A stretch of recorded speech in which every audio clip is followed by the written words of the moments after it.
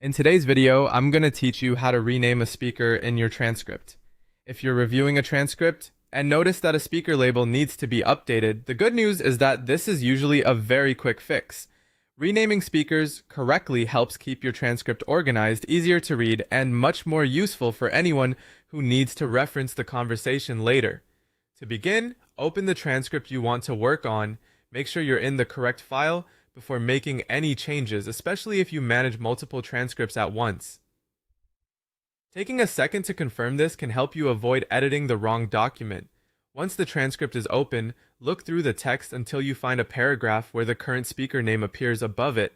These speaker name tags are typically placed at the top of each spoken section, so you can easily see who is assigned to that part of the conversation. Click directly on the speaker name tag for the section you want to change. After you click the name tag, a drop-down menu will appear. From there, you can choose one of the existing speaker names already available in the list if the correct person has already been added. If the name you need is not listed, you can type a new name instead. This gives you flexibility whether you're correcting a label or adding a speaker who hasn't been identified yet. As you do this, try to use clear and consistent naming so the transcript stays neat and easy to understand.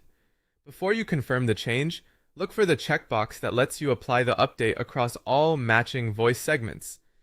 If you check this box, the system will automatically update every section that matches that same speaker voice, not just the single paragraph you clicked on. This is a useful option when the same speaker appears throughout the transcript and has been labeled incorrectly in multiple places. It can save a lot of time and help maintain consistency across the entire file. Once you've selected the correct speaker name or entered a new one and checked that box if needed, the rename action will apply accordingly. At that point, it's a good idea to quickly scan the transcript and make sure the speaker labels now look correct wherever that voice appears. That's all it takes to rename a speaker in your transcript. It's a simple process, but making these updates carefully can greatly improve the accuracy and professionalism of your final transcript.